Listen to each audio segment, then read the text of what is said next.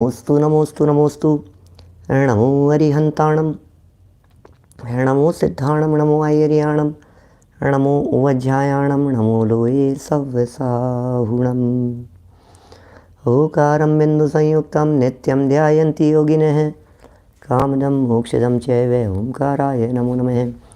अविरल शब्द घनो विप्रक्षालित सकल भूतल मलकलंका, मुनिविरूपासित तीर्था सरस्वती हरतु नो दुरितान्। अज्ञाने तिमिरान्धानां ज्ञानाञ्जनशलाकया चक्षुरुन्मिलितं येन तस्मै श्रीगुरुवे नमः। श्रीपरं गुरुवे नमः, परम्पराचार्य गुरुवे नमः। सकलकलुषविध्वंसकं श्रेयसां परिवर्धकं, धर्मसम्बन्धकं भव्यजीवमनः प्रतिबोधकारकं, पुण्यप्रकाशकं पापप्रणाशकमिदं शास्त्रं श्रीसंयं प्रकाशनामधेयम्। अस्य मूलग्रन्थकर्तारे श्री सर्वज्ञदेवास्तदुत्तरग्रन्थकर्तारे श्री गणधरदेवा प्रतिगणधरदेवास्तेषां वचनानुसारं साध्य आचार्य श्री कुन्दकुन्दामनाय आचार्य सूर्यसागरेण विरचितं। श्रोतारः सावधानतया शृण्वन्तु।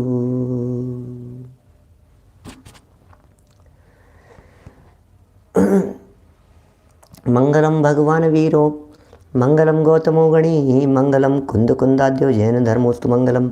सर्वमंगलमांगल्यम सर्वकल्याणकारिकम, प्रधानम सर्वधर्माणां जैनम जयतु शासनम, जैनम जयतु शासनम। संयम प्रकाश नाम का ग्रंथ हमारे सामने विराजमान है। आचार्य महाराज सूर्य सागर जी साहब द्वारा लिखी गई ये रचना है। जिनेंद्र देव की पूजन का प्रसंग चल रहा था। भगवान जिनेंद्र देव की पूजन श्रावकों के लिए कर्तव्य है, करने योग्य है। वो श्रावक ही क्या, वो भक्त ही क्या, जिसे भगवान का स्वरूप ही पता न हो। उस भक्त को भक्त कौन कहे जो भगवान के स्वरूप को नहीं जानता हो।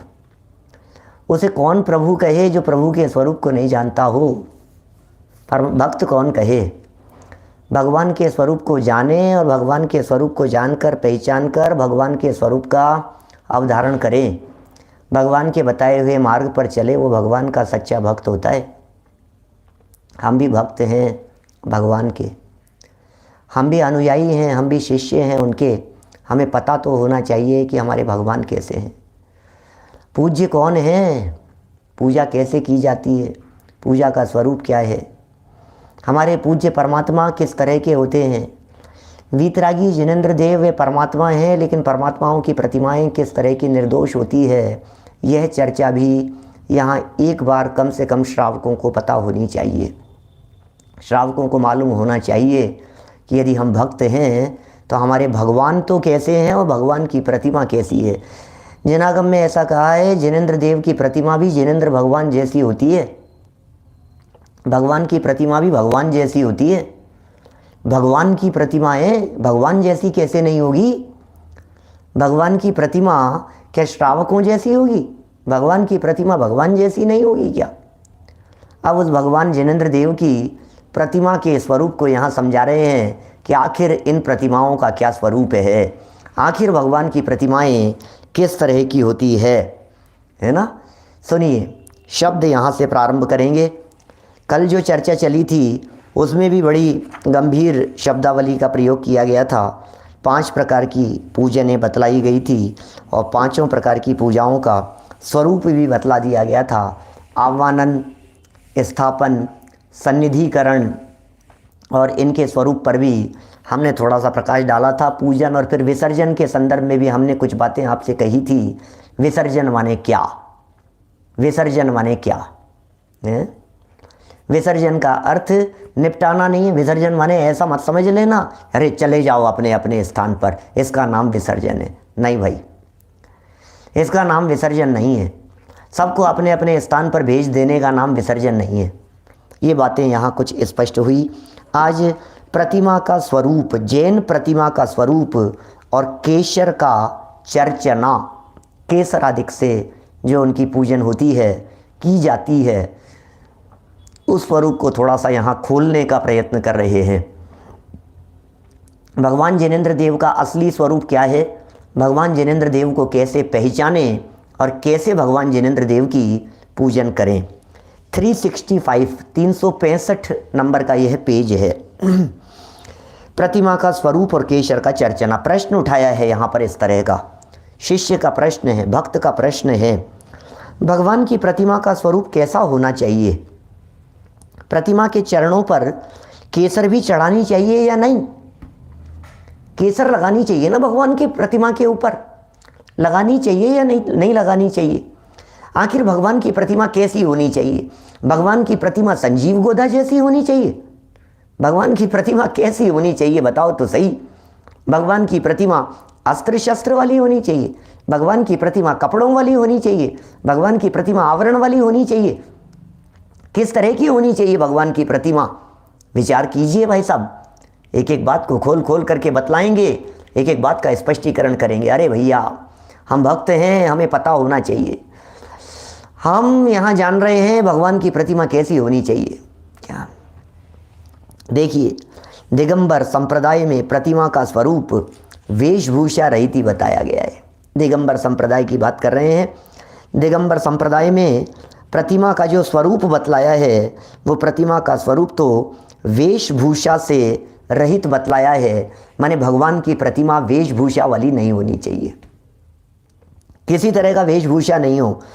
अरे कुछ भी नहीं श्रृंगार किए, हाथ नहीं हथियार लिए, फौज भगाई कर मन की, प्रभु जी के चरण स्पर्शन की। क्या कह रहे हैं? दिगंबर संप्रदाय की प्रतिमा का स्वरूप वेशभूषा रहित बतलाया है। वेशभूषा नहीं होती है हमारे जैन प्रतिमाओं में, वेशभूषा नहीं होती।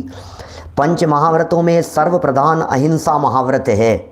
सुनो जरा, क्या कह रहे हैं ये? पंच महाव्रतों में सर्वप्रधान, सबसे प्रधान यदि कोई महाव्रत है तो अहिंसा महाव्रत है। खूब चर्चाएं आई है अहिंसा महाव्रत की, इतनी चर्चाएं की हैं अहिंसा महाव्रत के संदर्भ में कि यदि आप अहिंसा महाव्रत का पालन करना चाहते हैं तो फिर सत्य का पालन अपने आप हो जाएगा। आप दृढ़ता से यदि अहिंसा का पालन करते हैं तो आचौर्य का पालन भी हो जाएगा। आप यदि दृढ़ता से अहिंसा का पालन करते हैं, अहिंसा महाव्रत का पालन करते हैं, आप ब्रह्मचारी भी हो जाएंगे, आप परिग्रह के त्यागी भी हो जाएंगे। ये सब सहज है प्रक्रिया, एक दूसरे के साथ में जुड़ी हुई बातें हैं। शेष व्रत उसकी रक्षा मात्र के लिए ही है।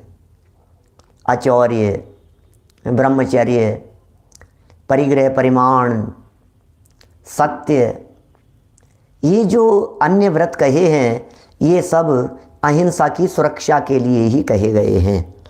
अहिंसा महाव्रत के पालन करने वाले के अणु मात्र भी आरंभ का विधान नहीं है। जो अहिंसा का दृढ़ता से पालन करते हैं उनके आरंभ रंच मात्र भी नहीं है, आरंभ का विधान। अतः प्रतिमा पर पुष्प और केसर का विधान किस प्रकार हो सकता है?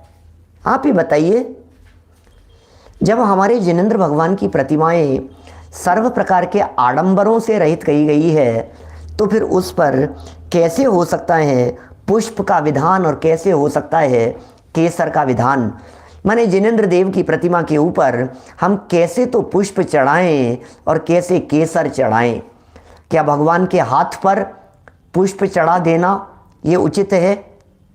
क्या भगवान जिनेंद्र देव की प्रतिमा के ऊपर केसर लगा देना ये उचित है? चलेगा एक आध दो दिन प्रकरण ये। अभी ये जो चर्चा चल रही है यहाँ पर, ये लिख रहे हैं यहाँ केसर का विधान और पुष्प का विधान किस प्रकार हो सकता है। वीतराग की प्रतिमा पर पुष्प और केसर चढ़ाकर पूजना सरागी को पूजना है। ओ महाराज, आप क्या करते हो? ऐसी बातें कैसे लिखते हो? हमारे तो बहुत सारे साधर्मी 20 पंथी भी हैं, आप शायद 13 पंथी लगते हो, इसलिए आप इस प्रकार की बातें कहते हो। लेकिन महाराज हम तो 20 पंथी हैं, चलेगा, हमारे तो चलेगा। हम लोग तो हम तो दक्षिण भारत के हैं महाराज, हमारे यहाँ दक्षिण भारत में तो ये सब चलता है महाराज। हमारे तो महाराज भी करवाते हैं, हमारे यहाँ तो सब होता है महाराज, आप ऐसे कैसे लिख रहे हो? सूर्य सागर जी महाराज, आपको इस तरह की बातें नहीं लिखनी चाहिए थी, ऐसी बातें मत लिखो। क्या ये आप कैसी बातें लिख रहे हो? हमारे पूरे महाराष्ट्र में यही चलता है, हमारे पूरे कर्नाटक में यही चलता है, हमारे तमिलनाडु में यही चलता है, हमारे तो सारे प्रांतों के अंदर जगह जगह पर इनके बिना भी कोई पूजा होती है क्या? भैया सुनो, मैं आपको बता दूं क्या, जब समझ आ जावे तो समझ पूर्वक काम करना, सीधी सी बात है, इसमें क्या हो गया? क्या समझ पूर्वक करो। व्यक्तिगत बातें हैं भाई साहब, न किसी संप्रदाय की चर्चा है, न किसी के ऊपर किसी तरह के कोई आक्षेप की बात है। आपका दिल जिस बात के लिए गवारा करे आप उस बात को मानिए, दिल की सुनो, मन की सुनो और जनवाणी के आधार पर निर्णय करने और विचार करने का प्रयत्न कीजिए। क्या कोई पंथ वंथ का चक्कर नहीं है यहाँ, कोई पंथ का चक्कर नहीं है, कोई 20 पंथ और 13 पंथ का चक्कर नहीं है। यहाँ तो प्रभु का पंथ है, यहाँ तो जिनेंद्र भगवान का पंथ है, यहाँ तो भगवान की बात कर रहे हैं भाई, हम यहाँ नहीं कहते। और सुनो, 20 पंथ और 13 पंथ का स्पष्टीकरण हमने किया था एक बार पहले भी, कौन होते हैं 20 पंथी और कौन होते हैं 13 पंथी। न 13 पंथियों को 13 पंथ की खबर है, न 20 पंथियों को 20 पंथ की खबर है। न हम 13 पंथ जानते हैं, न हम 20 पंथ जानते हैं। क्या होता है 13 पंथ? अरे प्रभु, जो तुम्हारा पंथ वो मेरा पंथ, इसका नाम है 13 पंथ। 13 शब्द, ये 13 नहीं, 13 पंथ। समझ में आ रही है बात? प्रभु जो 13 पंथ है, बस वही पंथ मेरा हो जाए, इसका नाम 13 पंथ है। 20 पंथ क्या है? अरे हम क्रिया पद्धतियों की चर्चा नहीं करते, हम पंथ के व्यामों और झगड़ों की चर्चा नहीं करते, हम तो प्रभु के पंथ की बात करते हैं। इसलिए प्रभु जो तुम्हारा पंथ है वही पंथ हमारा पंथ बन जाए। पंथ कहते हैं मार्ग को। हे मुनिराजों, हे तीर्थंकरों, हे विद्यमान 20 तीर्थंकरों, हे विदेश क्षेत्र से मोक्ष गए 20 तीर्थंकरों, जो विद्यमान जो 20 तीर्थंकर हैं उनका मार्ग, उनके द्वारा बतलाया गया पथ, वो 20 के द्वारा बतलाया गया पथ 20 पंथ है।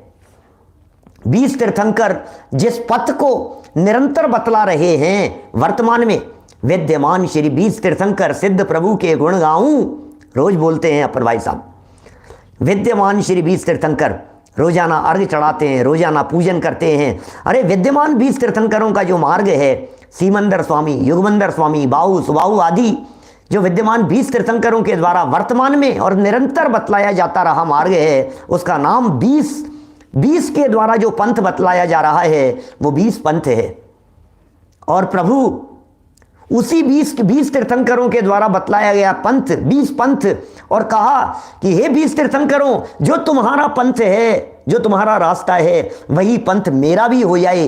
प्रभु जो तेरा पंथ है, बस वही 13 पंथ है, उसका नाम 13 पंथ है। किसका नाम 20 पंथ, किसका नाम 13 पंथ? और सुनो जरा, बड़ी गजब की चर्चा भाई साहब। हम 20 पंथी हैं, कैसे? श्रावक 20 पंथी, मुनिराज 13 पंथी। गजब हो गया, क्या बात कर रहे हो भाई साहब हैं? 12 प्रकार के व्रत, 8 मूल गुण और 12 व्रतों का पालन करने वाला श्रावक 20 पंथी कहलाता है। 20 हैं जिसके पंथ में, जिसके मार्ग में ये 20 तरह की बातें कही गई है, वो 20 पंथी है। 8 मूल गुण है कि नहीं श्रावकों के? कि हाँ, श्रावकों के 8 मूल गुण हैं भाई साहब, श्रावकों के 8 मूल गुण हैं। श्रावकों के जीवन में कितने व्रत होने चाहिए? कि साहब 12 व्रत होने चाहिए श्रावकों के जीवन में। जो 8 मूल गुण और 12 प्रकार के व्रतों का, 8 मूल गुण और 12 प्रकार के व्रतों का जो श्रावक पालन करता है वो सच्चा 20 पंथी होता है।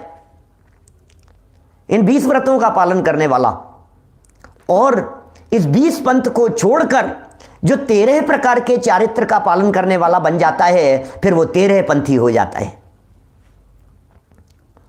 श्रावक 20 पंथी, और श्रावक उस 20 प्रकार के व्रतों के आचरण को छोड़कर, छोड़ना पड़ेगा, इस 20 पंथ को छोड़ना पड़ेगा। इस 20 पंथ के रहते रहते ये जीव 13 पंथी नहीं बन पाएगा। 13 प्रकार के चारित्र को पालन करने वाला, 13 प्रकार के चारित्र को धारण करने वाला ये जीव नहीं बन पाएगा।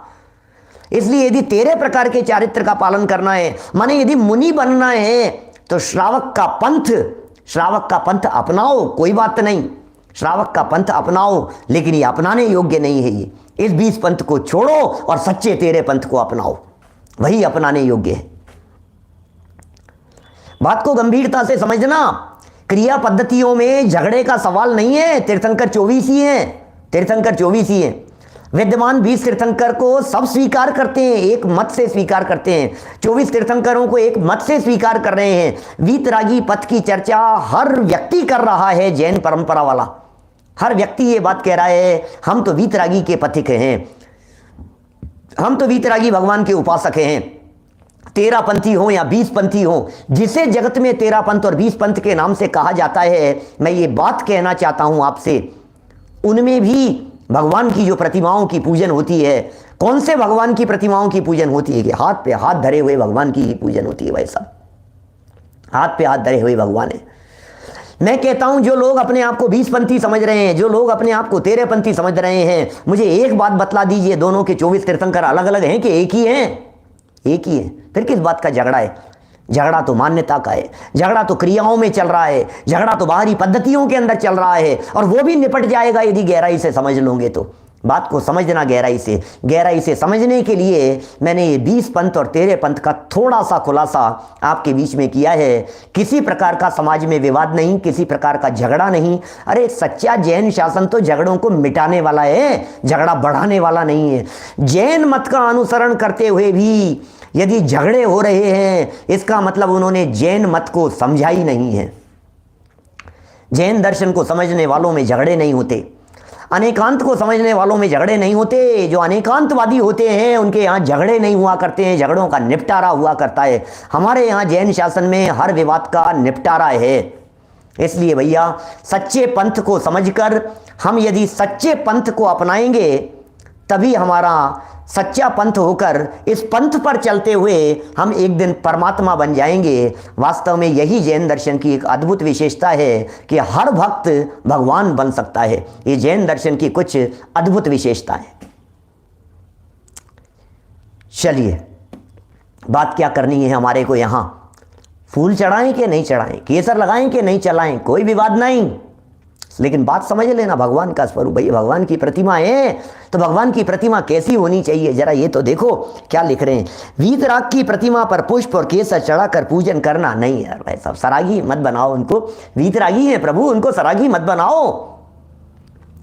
वीतरागी की प्रतिमा को सरागी मत बनाओ। वीतरागी की प्रतिमा है भाई साहब। हमारी प्रतिमा बनती कैसे? जैन प्रतिमाएं, ये तो बतलाओ जैन प्रतिमा कैसे बनती है, जैन प्रतिमाओं का निर्माण कैसे होता है। जैन प्रतिमाएं तोड़ तोड़ करके बनती है, जैन प्रतिमाओं में जोड़ा नहीं जाता है। बाहर से कुछ जोड़ना ये जैन प्रतिमा का काम नहीं है, जो था उसे हटा देना जैन प्रतिमा का काम है। हमारी जो जैन प्रतिमाएं, प्रतिमा निर्माण, ये निर्माण किस चीज को बतला रहा है? जिनेंद्र देव की प्रतिमाओं का निर्माण ये इस बात को बतला रहा है। हमारी जो जैन प्रतिमाएं बन रही है, अरे पत्थर का बड़ा शिलाखंड था और उसके ऊपर से आवरण हटाते चले गए, आवरण हटाते चले गए, आवरण हटते चले गए, ऊपर का आवरण हटता चला गया और अंदर का स्वरूप प्रकट होता चला गया। बस खंडित हो जाने के बाद में हमारी प्रतिमा पूजनीय नहीं होती है। जोड़ दो एक हाथ, क्या हो गया, चिपका देंगे, अरे पता ही नहीं लगेगा, ऐसा जोड़ दूंगा मैं। नहीं भाई साहब, खंडित हो गई, अब ये प्रतिमा पूजनीय नहीं होगी हमारे यहाँ। हाथ अलग हो गया था, अब ये प्रतिमा पूजनीय नहीं होगी हमारे यहाँ, क्योंकि हमारे यहाँ जोड़ करके प्रतिमा पूजनीय नहीं होती। अखंडता की पूजा है, अखंड आत्म स्वभाव को दर्शाने वाली होनी चाहिए, अलिप्त आत्म स्वभाव को दर्शाने वाली होनी चाहिए। जितना आवरण था संयोगों का सब हट गया, जितना आवरण था परिग्रह का सबका सब विलुप्त हो गया, जितना ऊपर का आवरण था द्रव्य कर्मों का वो सब हट गया, जितना भाव कर्मों की थोड़ी सी कमजोरी रह गई थी उसकी भी पॉलिशिंग हो गई और घिसाई हो गई, उसकी भी घिसाई हो गई। सुनो, ऊपर का आवरण शरीर और बाकी सारे आडंबर ये सब नौकर्म की तरह है, ये नौकर्म है, मोटे मोटे पत्थर की तरह है। और फिर और अंदर चलो, कपड़े उतरने के बाद शरीर के भीतर चलो कि और उतारो इसको, शरीर भी उतर जाए, अंदर के द्रव्य कर्म जो थे थोड़े थोड़े से बचे हुए थे उनकी घिसाई हो जाए, द्रव्य कर्मों की। अब कर्म भी नहीं बचे, उसकी घिसाई हो गई। और फिर उस प्रतिमा की फिर होती है पॉलिशिंग। क्या तो राग आदि जो विकारी परिणाम थे वे भी नहीं बचे। अब हो गई पॉलिशिंग और अब फिनिश्ड प्रतिमा सामने आ गई। ये प्रतिमाएं जिसमें द्रव्य कर्म नहीं होते, जिसमें भाव कर्म नहीं होते, जिसमें नौ कर्म नहीं होते, जिसमें आडंबर नहीं होता, हमारी प्रतिमाएं, प्रतिमा जो निर्माण हो रहा है वो निर्माण की प्रतिमा ही इस बात को बतला रही है कि भैया बाहर से जोड़ जोड़ करके तुम्हारा भला होने वाला नहीं है, ये तो तोड़ तोड़ करके भगवान बना जाता है, छोड़ छोड़ करके भगवान बना जाता है, छोड़ो निकालो उससे भगवान बना जाता है। भगवान बनने की प्रक्रिया, पत्थर की मूर्ति, पाषाण की प्रतिमा की पूज्यता कब होती है, वो पत्थर का शिलाखंड कब पूज्य हो जाता है, ये जो प्रक्रिया है यही प्रक्रिया भक्त से भगवान बनने की प्रक्रिया है। और ये भगवान की प्रतिमा को देख देख करके रोजाना हमारे को ख्याल में आता है, अरे तुम कैसे भगवान बन गए, हमें भी इसी तरह से परमात्मा बनना है।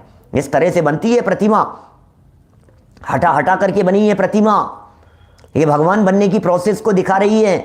अब फिर लगा दो उसके ऊपर से फूल, पत्तियां, आडंबर, अरे यार ये कैसे चलेगा। हाँ, तो प्रतिमा के स्वरूप को विकृत करने की सोच रहे हो, ऊपर से लगाने की सोच रहे हो। एक व्यक्ति ने पुष्प लगा दिया, फिर दूसरे व्यक्ति ने कहा 2 लगाऊंगा मैं, तो 2 लगा दिए। तीसरे ने आकर के कहा भैया मैं तो 5 लगाऊंगा, 5 फूल लगा दिए।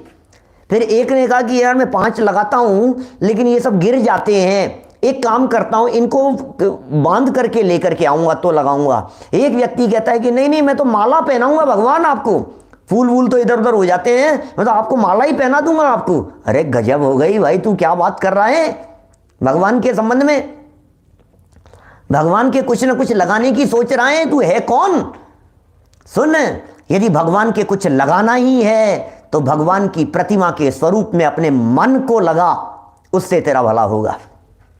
लगाना है ना कि नहीं नहीं साहब मन नहीं मानता है, साहब मन नहीं मानता है, साहब लगाए बिना मन नहीं मानता है। कई लोग, कई साधर्मी ऐसे हैं, हमारे कई मित्र ऐसे हैं जो इस तरह की बात कहते हैं, अरे पंडित जी लगाए बिना मन नहीं मानता है। मैं उनसे कहता हूं तुम्हारा लगाए बिना मन नहीं मानता है तो हम कहते हैं तुम मन को लगाओ ना, तुम्हारा मन नहीं मानता है ना लगाए बिना, मन लगाओ, मन प्रभु के स्वरूप में मन लगाओ, मन प्रभु के गुणानुवाद में मन लगाओ जरा, प्रभु का स्वरूप किस तरह का है। अरे वीतरागी तीर्थंकरों का स्वरूप कैसा है, अरे मन लगाओ उन तीर्थंकर परमात्माओं की वाणी में, मन लगाओ भगवान ने जो उपदेश दिया है उस उपदेश में, मन लगाओ भगवान जो बातें कहते हैं उन बातों में, मन लगाओ भगवान के द्वारा दिए गई ये जो उपदेश जो जिनवाणी के रूप में उपलब्ध है उसमें लगाओ अपना मन, यदि आप लगाना चाहते हैं तो। क्या कह रहे हैं भाई साहब, देखो क्या कह रहे हैं, देखो ये बातें किस तरह की कही जा रही है भैया। झगड़ा नहीं करना किसी भी स्थिति में, झगड़ा नहीं, सारे झगड़े मिट जाएं, स्वरूप समझ में आ जाए तो क्या, सारे झगड़े मिट जाएं। झगड़े का क्या काम है, कैसे लगाऊं बताओ, मैं कैसे लगाऊं। भगवान आपने छोड़ दिया था, भगवान आपने चंदन केसर लगाना छोड़ दिया था, भगवान आपने माला पहनना छोड़ दिया था, और माला पुष्प, अरे भाई तो हिंसा होती है उसमें। तो आएगी चर्चाएं धीरे धीरे, अभी तो शुरू किया है प्रकरण को। ये कह रहे हैं यहाँ पर, ओहो सो इष्ट नहीं है, सरागी, सरागी बना देना, भगवान की प्रतिमा को विकृत बना देना, भगवान की प्रतिमा को सरागी बना देना, सो यह इष्ट नहीं है। इसको वृहत स्वयंभू स्तोत्र की नेमिनाथ भगवा स्वामी की स्तुति में जो समंत भद्र स्वामी ने प्रमाण दिया है उसे देखिए।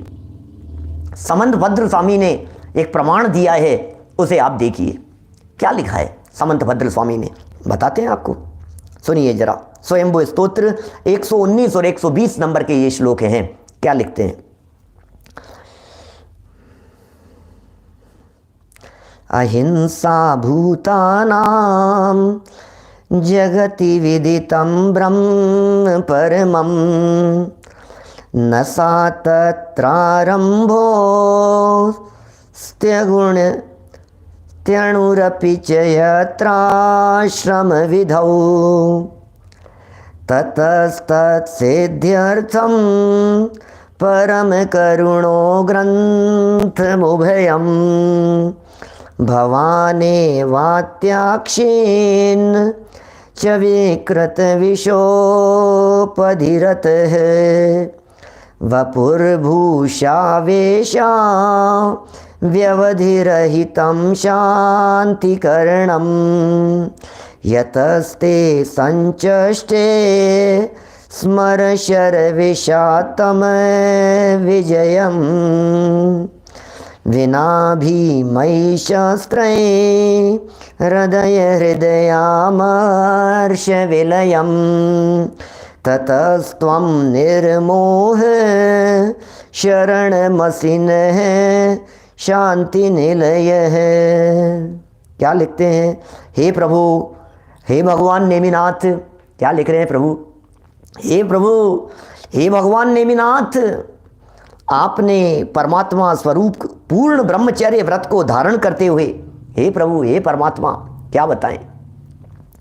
हे प्रभु, हे परमात्मा, आपने पूर्ण ब्रह्मचर्य व्रत को धारण करते हुए प्राणियों का अहिंसन रूप महाव्रत धारण किया। नेमिनाथ स्वामी की स्तुति में लिखा है, हे नेमिनाथ स्वामी, आपने पूर्ण महाव्रत को अंगीकार किया। अहिंसा महाव्रत वहाँ पर ही बनता है। सुनो सुनो क्या लिख रहे हैं, अहिंसा कहाँ बनेगा? अहिंसा महाव्रत वहाँ पर ही बनता है जहाँ पर आरंभ का अत्यंत त्याग अर्थात अणुमात्र भी आरंभ न पाया जावे। ओह, क्या कह रहे हैं? जहाँ रंज मात्र भी अणुमात्र भी आरंभ न पाया जावे, इस कारण आपने उसकी सिद्धि के लिए परम करुणा के धारी बनकर, किसकी सिद्धि के लिए? अहिंसा की सिद्धि के लिए, ब्रह्मचर्य की सिद्धि के लिए, क्या परम करुणा के धारी बनकर अंतरंग और बहिरंग दोनों प्रकार के परिग्रहों का सर्वथा परित्याग कर दिया।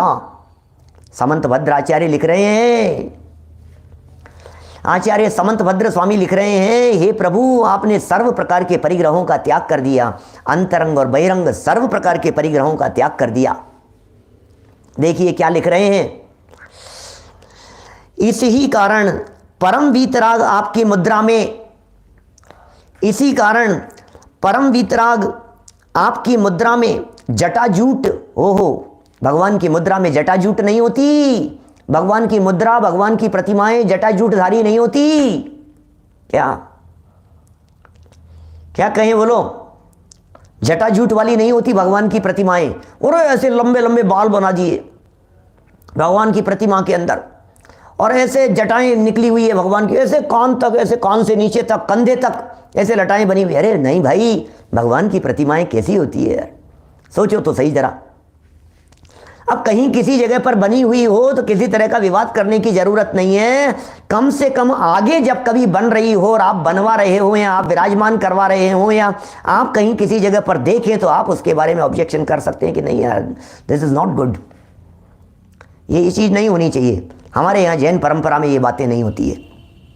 जटाजूट, मुकुट, भूषण, वस्त्र, लेपन, लेप लेप करके और वेश आदि का लेश मात्र भी नहीं पाया जाता है।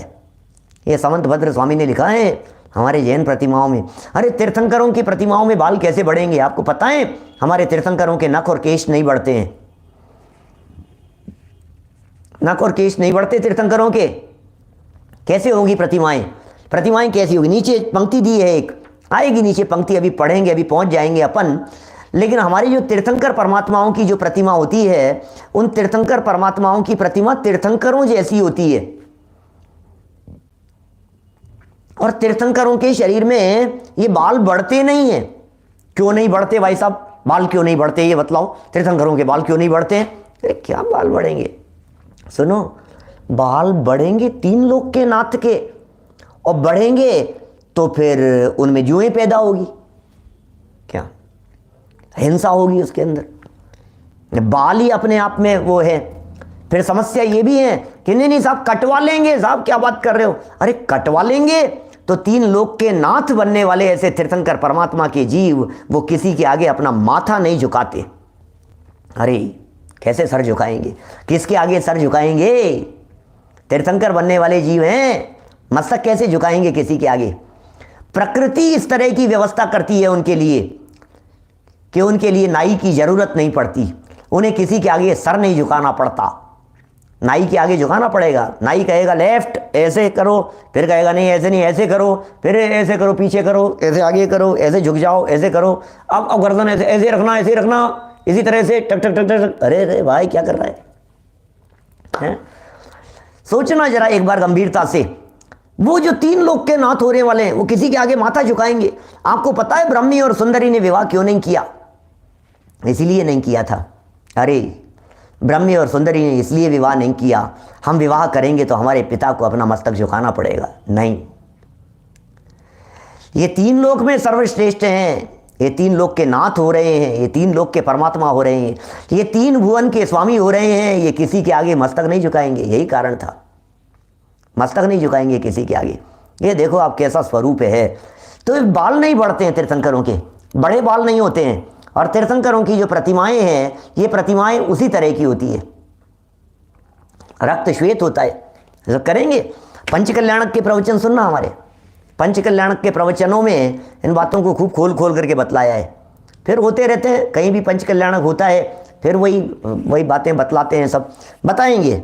थोड़े समय में फिर करेंगे चर्चा, एक आध दिन का इंतजार कीजिए और कुछ दिन देखिए, यूट्यूब पर पहले के डले हुए हैं उनको भी देखिए, उन्हें भी सुनिए। सुनो ये क्या लिख रहे हैं, हे प्रभु आपका शरीर, देखो ये ऊपर वाली बातें हो गई, जटाजूट नहीं होती, लिख रहे हैं साफ साफ, जटाएं नहीं होती जिनेंद्र देव की प्रतिमा में, मुकुट नहीं होते, भूषण नहीं होते, वस्त्र नहीं होते, लेप नहीं होता ऊपर से किसी तरह का, वेश नहीं होता, लेश मात्र भी नहीं पाया जाता।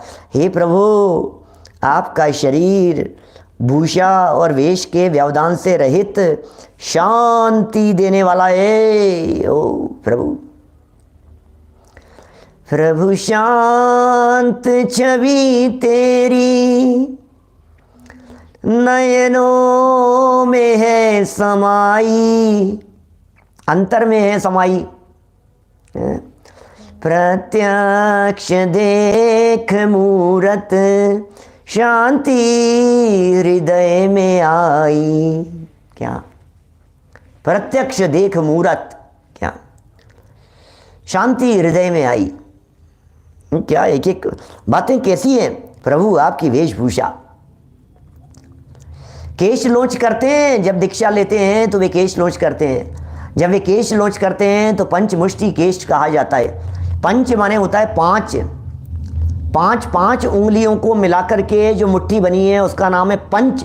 पंच माने 5 नहीं है, यहाँ पंच मतलब है ग्रुप। पंच, आप पेपर्स को पंच कर दो, पंच माने ग्रुप, और मुष्टि माने मुट्ठी। ऐसे कोई 5 बार में अपने बालों को नहीं उखाड़ते हैं, उसे पंचमुष्टि केश लोच नहीं कहते हैं। एक बार इधर से उखाड़ेंगे, एक बार इधर से उखाड़ेंगे, एक बार यहाँ से बीच में से और एक बार आगे पीछे से, मतलब ऐसे चारों तरफ से 4 बार और एक बार बीच में से, और बोले 5 बार में सारे बाल उखाड़ दिए, पंचमुष्टि हो गया। ऐसा नहीं, इसका नाम पंचमुष्टि नहीं है। वो ऐसे 2-2 4-4 बालों को नहीं उखाड़ते, वो ग्रुप के ग्रुप ऐसे मुट्ठी भर करके उखाड़ते हैं।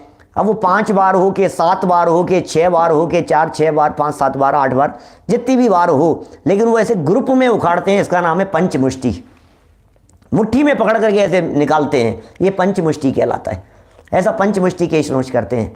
उसके बाद में भी बढ़ते हैं, और जन्म से भी ऐसा नहीं है कि बढ़ते नहीं, व्यवस्थित बढ़ते हैं। ऐसे ही होते हैं जिन्हें कटवाने की ज़रूरत नहीं होती, इतने ही बढ़ते हैं कि जिन्हें कटवाने की ज़रूरत नहीं होती। और केवल ज्ञान का तो फिर अतिशय है, नख नहीं बढ़ते और केश नहीं बढ़ते।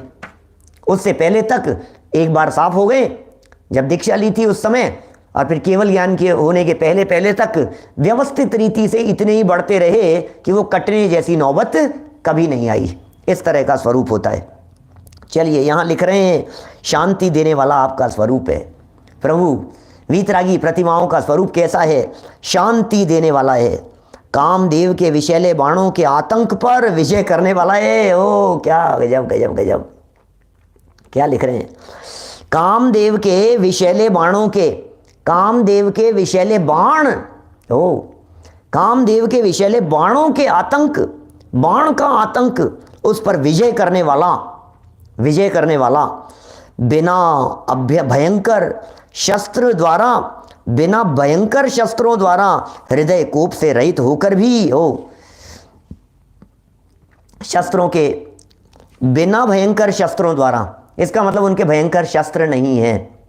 बिना मतलब नहीं, भयंकर शस्त्र माने बिना भयंकर शस्त्रों के, माने भयंकर शस्त्रों के बिना द्वारा हृदय कोप से रहित होकर भी, हृदय कोप से रहित होकर, अरे हृदय में कोप नहीं है, हृदय में क्रोध नहीं है, कोप से रहित होकर भी विजय करने वाला है, विजय करने वाला है। आप सर्वथा मोह से रहित, हे प्रभु आप सर्वथा मोह से रहित हैं। शांति के मंदिर हमारे शरणभूत हो, आप ही शांति के मंदिर हो, सर्वथा मोह से रहित हो, अर्थात मुझको आपके अतिरिक्त किसी का सहारा नहीं है प्रभु। अरे तेरा ही सहारा प्रभु, तेरा ही सहारा। क्या हे जिनेंद्र देव, आपके अलावा किसका सहारा है, किसका आश्रय है प्रभु? तेरे आश्रय का मतलब क्या होता है, हैं? तेरे आश्रय का मतलब क्या होता है? तेरे आश्रय का मतलब तुम्हारे पथ का आश्रय, हे प्रभु, चरणों का आश्रय, चरणों का सहारा। आप जानते हैं एक पंक्ति आती है, मैंने अर्थ किया है पहले कभी, इसमें अपने 24 तीर्थंकर की पद जजत हरत भव फंद पावत मोक्ष मही। 24 तीर्थंकर भगवान की पूजन है ना, ध्यानतराय जी की पूजन, बहुत प्रसिद्ध पूजन है, रोजाना जैन मंदिरों के अंदर गाई जाती है, बोली जाती है पूजन। क्या लिखा है? 24 श्री जिन चांद आनंद कांद सही, पद जजत हरत भव फंद पावत मोक्ष मही। क्या लिखा? पूरा अर्थ नहीं करूंगा अभी, कहाँ समय में, तो ये सब अर्थ मिल जाएंगे आपको, पुराने तलाशेंगे, हमारे पुराने प्रवचनों में सब मिलेंगे, पुराने सुनो तो आपको सारी बातें मिलेंगी इस तरह की, सुनो लेकिन गजब का अर्थ है उसका। 24 श्री जिन चंद आनंद कंद सही, आनंद के कंद हो, और आप तो आनंद से सही, तो हमारा क्या हाल है? पद जजत हरत भव फंद, पद माने चरण, जजन, हे भगवान आपके चरणों की जब मैं पूजन करूंगा तो मेरे जगत का द्वंद फंद मिट जाएगा। अरे नहीं, पद, पद शब्द के दो तरह से अर्थ लगाना यहां। पद माने एक तो चरण, निर्मल चंद जी साहब, पद जजत का अर्थ क्या लगाना? पद शब्द का अर्थ चरण भी होता है। इसका मतलब हे भगवान आप जिस पथ पर चले उसी पथ के ऊपर यदि मैं चलता हुआ आराधना करता रहूं तो हरत भव फंद, जगत का फंद मिट जाएगा, एक अर्थ। दूसरा और मार्मिक अर्थ बतलाता हूं। पद माने होता है पद्य, आपके द्वारा जो पद्य कहे गए हैं, आपके द्वारा जो उपदेश दिया गया है वो कहलाता है पद। क्या समझ में आ रही है बात? पद माने क्या होता है? पद, अरे जो पद्य होते हैं ना, ये पद्य तो है नीचे, जिन प्रतिमा जिन सारी की, पद्य सुनाओ भाई साहब, पद्य सुनाओ। तो भगवान का पद्य क्या है? भगवान का पद्य क्या है? ओहो, अकर्तावाद की चर्चा, भेद विज्ञान की चर्चा, तत्वों की चर्चा, द्रव्यों की चर्चा, अनेकांत की चर्चा, स्यादवाद की चर्चा, वीतरागता की चर्चा, अपरिग्रह की चर्चा, अहिंसा की चर्चा, ये आपके पद हैं, ये आपके पद हैं।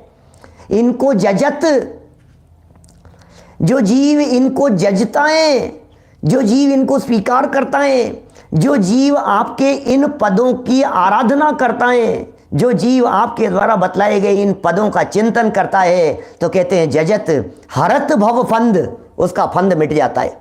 अरे ऐसे ऐसे चरण पकड़ने से भव फंद मिटेगा क्या? पद जजत का अर्थ क्या है? हे भगवान आपके चरणों में आकर के रोजाना माथा टेकता हूँ, मैं भी, मेरा भी तिर जाऊंगा। हे भगवान आपके माथे में माथा टेकता हूँ आपके चरणों में, हे प्रभु मैं भी पार लगा दो मेरे को भी। अरे क्या पार लगा दो, क्या नाटक है? पद जजत, हम जो कह रहे हैं उसे सुन भाई, तेरे भाव का फंद मिट जाएगा। और फिर क्या होगा?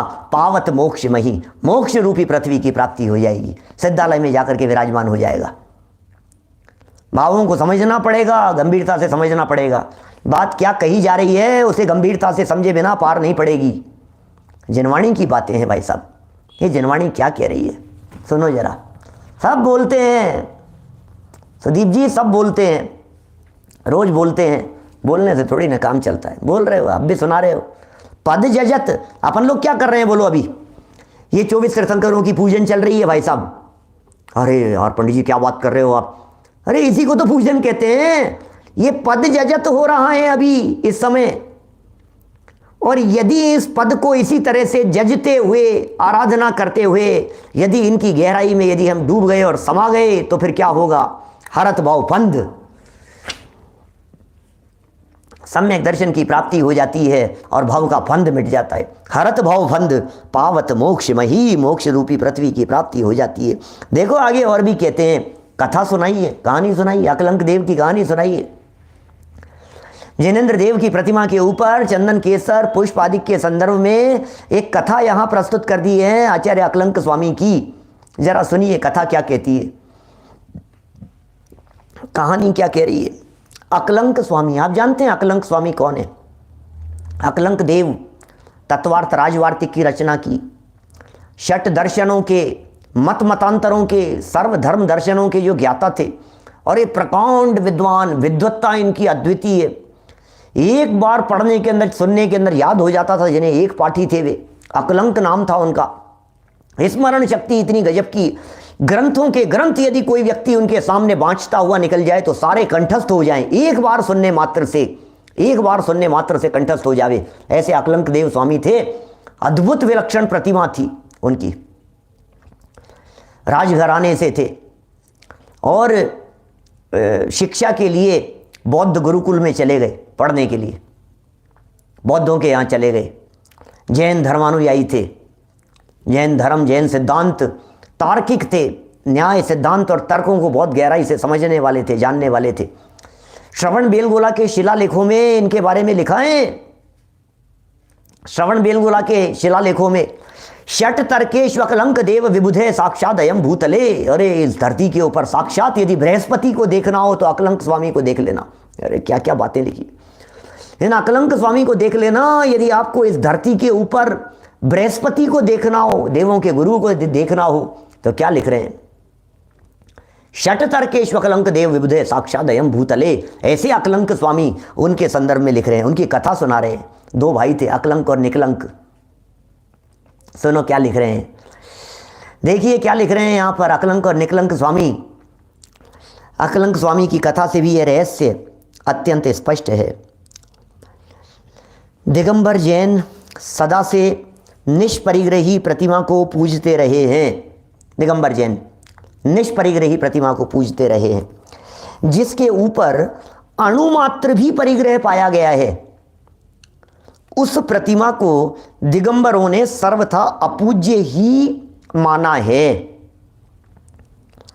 जब अकलंक देव बौद्धों के यहाँ गुप्त रूप से अध्ययन करते थे, शास्त्रों का अध्ययन करते थे, गुप्त रूप से वहाँ गुरुकुल में रहते थे, उनके यहाँ अकलंक और निकलंक दोनों भाई, निकलंक छोटे थे, 2 बार में याद हो जाता था निकलंक को। प्राणों की बाजी दे दी उन्होंने, निकलंक स्वामी ने। बौद्धों के यहाँ से इन्हें भागना पड़ा, अत्याचार हुए, निकालने के लिए अनेक प्रकार के षड्यंत्र रचे गए, अनेक प्रकार की बातें। एक बार कुछ घटना इस प्रकार की घट गई थी। गुरुजी कुछ पढ़ा रहे थे, न्याय के विषय थे, न्याय और सिद्धांत के विषय ऐसे बोर्ड के ऊपर कुछ लिखे हुए थे, और बताते बताते ही वो कुछ अर्थ नहीं बता पाए, अटक गए और वो छोड़ करके चले गए। इसका कल बतलाएंगे, आज की क्लास को यहीं विराम करते हैं। चले गए। पीछे से अकलंक स्वामी ने, अकलंक निकलंक दोनों भाइयों ने उसका ऐसा रहस्य निकाल करके सामने अर्थ लिख दिया, बोर्ड पर लिख दिया चुपचाप पीछे से। गुरुजी आए और गुरुजी ने आकर के पढ़ा। 24 घंटे माथा पचा रहे थे, समझ में नहीं आ रही थी कोई बात, और आकर के जैसे ही उन्होंने पढ़ा, अरे यार ये क्या लिखा है, ये तो जरूर कोई ना कोई जैनी के द्वारा लिखा गया है। यहां जरूर कोई ना कोई जैन है भाई साहब, जरूर कोई ना कोई जैन है। ओहो, कौन है यहाँ पर जैन, कौन है यहाँ पर जैन? कौन बोले कौन है जैन भाई साहब? ये तो सबकी सट्टी पिट्टी, बच्चे तो थे ही, नहीं कोई नहीं है। क्या करें, परीक्षा ली जाए, जांच की जाए इनकी, कैसे पता लगेगा? तो बोले कई तरह के उनके इस तरह की बातें आई सामने। तो ये प्रतिमा का एक इस तरह का प्रसंग बना। प्रतिमा का, और बाद में फिर उन्हें भागना पड़ा। अब ये प्रतिमा का प्रसंग तो यहाँ बतला रहे हैं प्रतिमा उंगालने का, कि जैन होगा वो जैन प्रतिमा को नहीं उंगालेगा। सबको लाइन से खड़ा कर दिया गया, जैन प्रतिमा लाई गई, उंगालो इसको। कौन कौन उंगालता है? तो प्रतिमा के ऊपर धागा डाल करके ये उंगाल करके चले गए। ये प्रसंग ये लिखा है यहाँ पर, अभी पढ़ रहा हूँ मैं नीचे। पता नहीं लगा। फिर रात को कोई शोर वोर किया इस तरह का कि देखें क्या बोलते हैं, अंदर से गुप्तचर लगा दिए गए, कैसे पकड़ें, कोई ना कोई जैन जरूर है यहाँ पर छिपा हुआ है, क्या करें।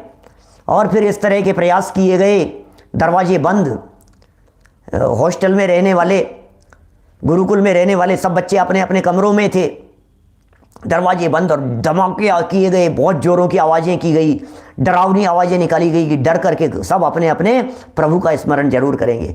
और सब कमरों के बाहर गुप्तचर कान लगा करके बैठे थे, अंदर से आवाज़ आएगी क्या बोल रहा है, बुद्धम शरणम गच्छामि, सब तरफ से आवाज़ें, और अंदर से नमोकार मंत्र किया, और ये जैन अंदर है।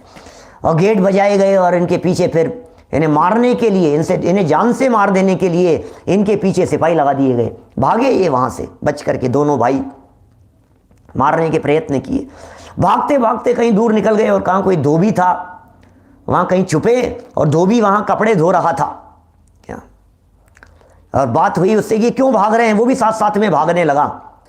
और फिर क्या हुआ कि वो अकलंक और निकलंक में आपस में बात हुई कि नहीं भाई साहब, आपकी ज़्यादा ज़रूरत है, आप छिप जाइए।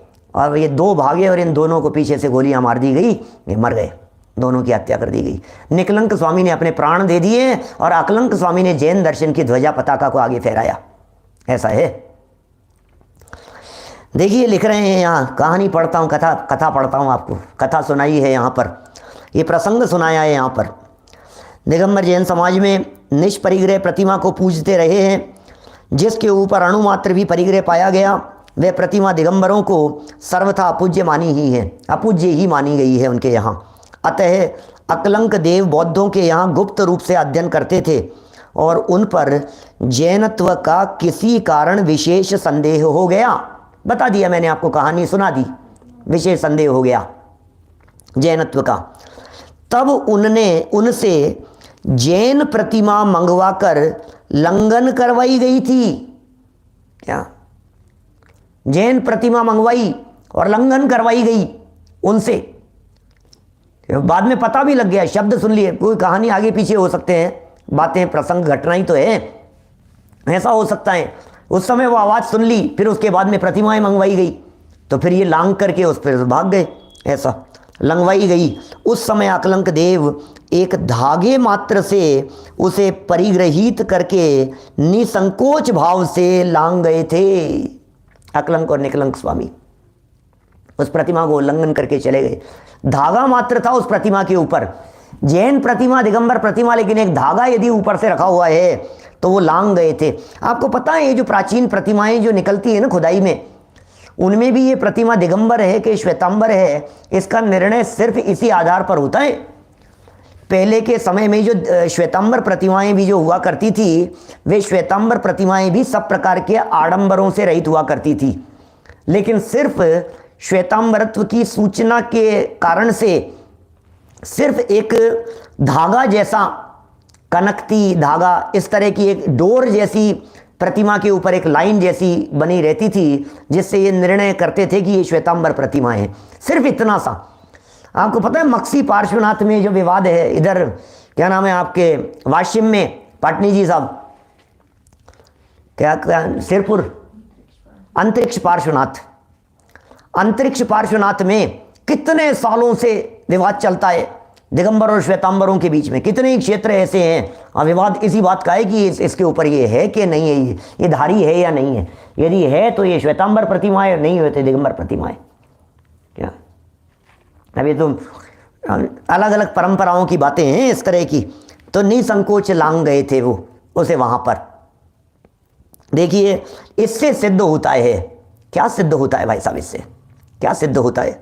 इससे सिद्ध होता है कि दिगंबर संप्रदाय अनुसार अणुमात्र परिग्रह से युक्त प्रतिमा, भगवान की प्रतिमा पूज्य नहीं है। यह सिद्ध होता है। अणु मात्र भी यदि परिग्रह से युक्त प्रतिमा होगी तो वो पूज्य नहीं होगी। ये बात उस घटना से सिद्ध होती है। तथा परम वीतराग प्रतिमा पर केसर और पुष्प चढ़ाना सर्वथा वर्जित है। पंथ की बात नहीं समझना, इतनी बात समझना कि भगवान को उससे क्या लेना देना है। सीधी सी बात है भैया। क्या करें कि नहीं साहब हमारे यहाँ महाराज आए हैं, वो बता रहे थे, कोई बात नहीं, वो बता रहे थे तो तुमने सुन लिया, अच्छी बात है, सुनो। तुम उन्हें समझाने की कोशिश मत करना बिल्कुल भी। कहाँ समझाना है भाई साहब, हम कौन किसी को समझाने वाले, हमें किसी को कुछ नहीं समझाना है, कुछ भी नहीं समझाना है किसी भी व्यक्ति को। यहाँ जो बात कह रहे हैं, दो पंक्तियों का ये पद्य लिखा है, देखो पद, इस पद को पढ़ते हैं अपन, कितना सुंदर पद है। जिन प्रतिमा जिन सारखी है, जिन प्रतिमा जिन सारखी, कहीं जिनागम माही, रंच मात्र दूषण लगे, वंदनीक सोनाही। रंच मात्र दूषण लगे, वंदनीक सोनाही। जिन प्रतिमा, ये प्रतिमाएं किस बात का प्रतीक है? ये प्रतिमाएं तो साक्षात बन गए भगवान का प्रतीक है। ये तो हमें भगवान की याद दिलाती है। अरे क्या भगवान भी पुष्प चंदन आदि से युक्त बैठे हुए होंगे समव शरण में? ये उन्हीं का याद दिला रही है ये प्रतिमाएं। तो जिन प्रतिमा जिन सारी की, कही गई है जिनागम माही। हमारे यहाँ जिनागम में जिनेंद्र देव की प्रतिमा को जिनेंद्र भगवान की जैसी ही कही गई है। और रंच मात्र दूषण लगे, रंच मात्र भी यदि दूषण लगे तो कहते हैं वंदनीक सो नाही। अरे भैया वो वंदनीक नहीं है, वो वंदन करने योग्य नहीं है। भगवान अरहंत के समान ही भगवान की प्रतिमा होती है, उनके समान ही होती है उनकी प्रतिमा। यदि उसमें रंच मात्र भी केसर लगा दी जावे तो उस प्रतिमा में दूषण लग जाता है और वह फिर पूजनीय नहीं रहती है। भैया इसे डॉक्टर संजीव कुमार गोधा की वाणी मत समझना, आचार्य सूर्य सागर जी महाराज साहब द्वारा लिखा गया, ये वर्तमान के मुनिराज द्वारा लिखा गया ये ग्रंथ है। ग्रंथ का वाचन हम कर रहे हैं। जो बातें उन्होंने लिखी है सिर्फ पढ़ करके सुना रहा हूँ। तर्क दिए हैं, युक्तियाँ दी है, समझाने का प्रयत्न किया है। भली होनहार हो तो बातें समझ में आवे, और यदि हमारे समझ में आवे तो तदनुसार हम प्रवर्तन करें, और हम सब यथार्थ रीति से इन बातों का प्रवर्तन करते हुए अपने जीवन को धन्य करें। इसी भावना से बात को यहीं विराम देता हूँ। कल भी इसी तरह की कुछ चर्चा नए तर्कों के साथ में, नए प्रसंगों के साथ में, नई बातों को लेकर के और अच्छे ढंग से इनको यहाँ प्रस्तुत किया है। कल इस बात को और आगे बढ़ाएंगे। अभी की बात को यहीं विराम देते हैं। जनवाणी स्तुति। प्रातःकाल समय सार की भी जो चर्चा चल रही है, कल से 19वीं गाथा अज्ञानी के स्वरूप की चर्चा हम शुरू कर रहे हैं। 9:20 पर सरल विषय है। जिनको थोड़ा बहुत कुछ कठिन लगा हो समय सार, उनके लिए अत्यंत सरल विषय प्रातःकाल 9:20 से शुरू हो रहा है। उसमें अज्ञानी कौन होते हैं, किन्हें अज्ञानी कहा गया है, कब तक ये जीव अज्ञानी रहेगा, इस तरह की भाषा शैली को बहुत अच्छे से समझाया है। सुबह का ये प्रसंग है। दोपहर में 4 बजे व्यवहार नय की चर्चा चल रही है। जनवाणी। निज निधि निज में बताई, यह अनंत उपकार है। उसके लिए जिन वाणी माँ को वंदना शत बार है, वंदना शत बार है। नमो कर मंत्र। नमो हरिहंता, नमो सता, नमो हरिहर, नमो